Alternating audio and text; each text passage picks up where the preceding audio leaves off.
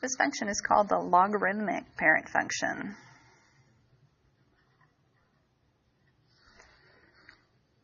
Now for right now, we're just going to get an introduction to the logarithmic parent function. So we're going to look at the notation, and I'm going to give you a few points to use, and then we'll talk about the graph. Until we study logarithms in depth, you probably won't understand exactly what's going on. But for right now, you'll need to know just a few things about this function. Its equation looks like this. F of x is equal to log base b of x. Now again with this one, the base, that b, has to be greater than 0, positive number, and it cannot equal 1. So it's a lot like the exponential function. In fact, they're very closely related. So for sake of graphing, I'm going to choose a value for b that fits these two restrictions. So something that's positive and not equal to 1. So I'm going to pick 2. So that'd be log base 2 of x. Now for the logarithm function, it's actually easier to select y values instead of x values.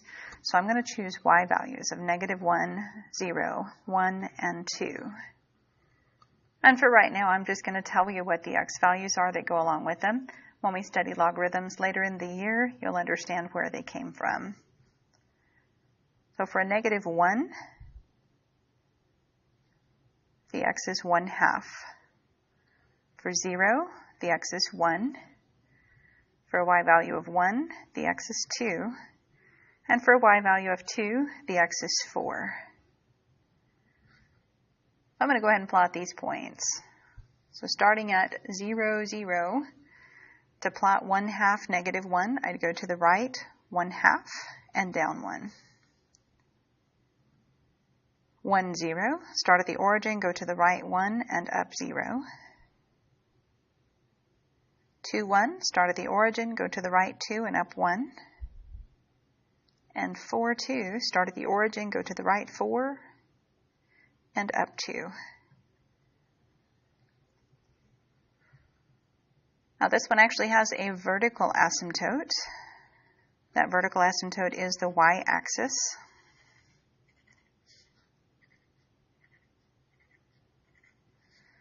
The equation of that line is x equals 0.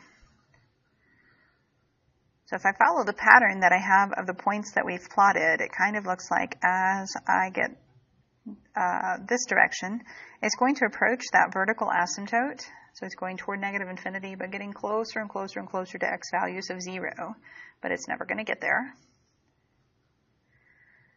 And as I go to the right, the y values are going to continue increasing forever. They just kind of increase over here slowly.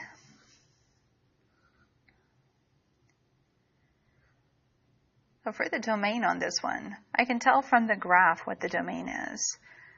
There is no curve that exists for this graph here on the left side. So the graph does not exist for any x values that are negative.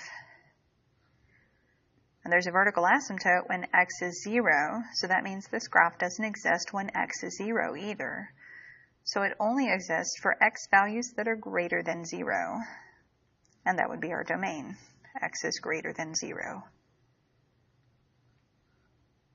The range, however, the range is the y values. Again, we're going to have to use the graph because we don't fully understand this function yet. So looking at the graph, I see that the graph does go down forever over here.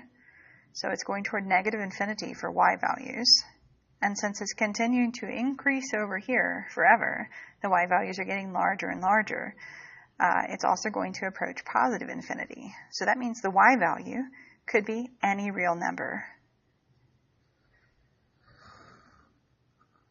Now for increasing, decreasing, and constant, if I put my pen on the first part of this graph that I can see, and then I follow it, moving my pen from left to right and staying on the curve, my pen is going to continue going upward everywhere that I move my pen from left to right here.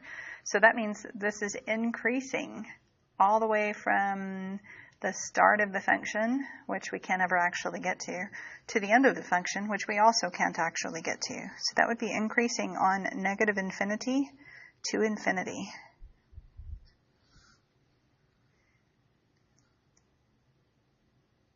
I'm sorry, that's wrong. We're describing the x values where it's increasing. So this function doesn't even exist here over on the left where the x's are negative.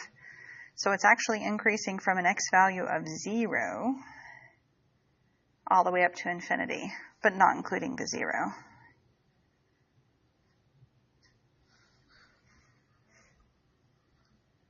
Now this interval of increasing is actually the same interval as the entire domain of this function.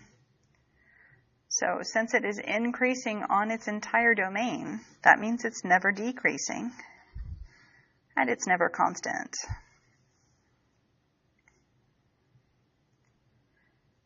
So what you need to know about the logarithm function right now is you need to know the name. You need to know the equation. This is log base b of x, and b has to be a positive number that is not 1. You need to know the shape of the graph. Particularly, you need to know this point right here. This is a point that's on any logarithm function, 1, 0. Vertical asymptote at x equals 0. You need to know the domain and the range.